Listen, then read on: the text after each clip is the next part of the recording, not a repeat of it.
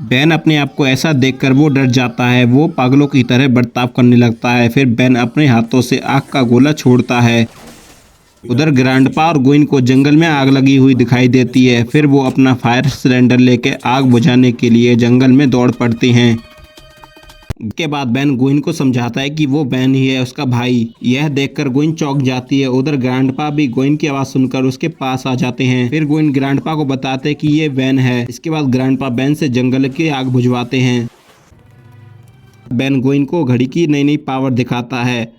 अब ग्रैंडपा और गोइन और बेन आपस में तीनों लोग बातें कर रहे होते हैं गाड़ी में कि तभी रेडियो पर एक खबर आती है कि एक जंगल में रोबोट इंसानों पर हमला कर रहा है, जिस बेन उस रोबोट को मार देता है।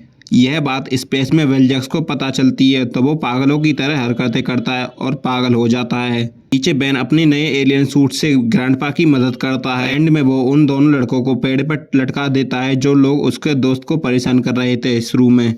इस एपिसोड में बेन और उसका परिवार अपनी दादी के घर जाते हैं।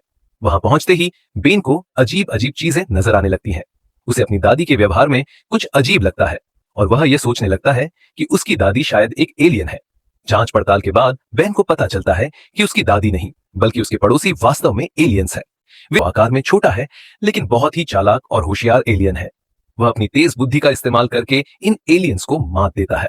बेन अपनी दादी को सही सलामत बचा लेता है। बेन 10 के और ऐसे ही एपिसोड का एक्सप्लेन देखने के लिए हमारी यूट्यूब चैनल एक्सप्लेन डीके को सब्सक्राइब कर लें। इस कहानी में बेन और उसका परिवार इस बार एक झील के पास जाते हैं जहां वे एक नौका यात्रा का आनंद लेने की योजना बनाते हैं। शुरू में लगता है कि क्राकेन एक खतरनाक जानवर है जो झील के लोगों के लिए खतरा है, लेकिन जब वह मामले की जांच करता है तो उसे पता चलता है कि असल खतरा एक शिकारी है जो क्राकेन को पकड़ने की कोशिश कर रहा है। वह शिकारी क्राकेन को बेचना चाहता है और उसे बंदी बनाना चाहता है। बेन ओमनिट्रिक्स की मदद से रिपजॉर्ज नाम के एक एलियन में बदलता है जो पानी के अंदर तैर सकता है और पानी के नीचे सांस ले सकता है। रिपजॉर्ज की तेज धार वाली पूंछ और दांतों से वह पानी में लड़ाई करता है। लोग हैं जो ओमनिट्रिक्स की ताकत चाहते हैं। बेन 10 के और ऐसे ही एपिसोड का एक्सप्लेन देखने के लिए हमारी यूट्यूब चैनल एक्सप्लेन डीके को सब्सक्राइब कर लें।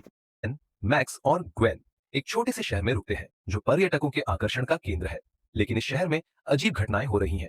बेन को पता चलता है कि शहर के बच्चे किसी रहस्यमय व्यक्ति के नियंत्रण में हैं। इस दौरान बेन वाइल्डमुट एलियन का इस्तेमाल करता है जो अपनी तीव्र सूंघने की शक्ति से खतरे का पता लगा सकता है। बेन इस रहस्यमय व्यक्ति को हराता है और शहर के बच्चों को आजाद कर देता है। इस लड़ाई के बाद बेन को यह सीख मिलती है कि खतरा कभी कभी सामने नहीं दिखता, लेकिन उसका सामना करना बेहद जरूरी होता है। एपिसोड 6 बेन, मैक्स और ग्वेन एक छोटे से शहर में रुकते हैं जो पर्यटकों के आकर्षण का केंद्र है, लेकिन इस शहर में अजीब घटनाएं हो रही हैं। बेन को पता चलता है कि शहर के बच्चे किसी रहस्यमय व्यक्ति के नियंत्रण में हैं। इस दौरान बेन वाइल्डमुट एलियन का इस्तेमाल करता है जो अपनी तीव्र सूंघने की शक्ति से खतरे का पता लगा सकता है।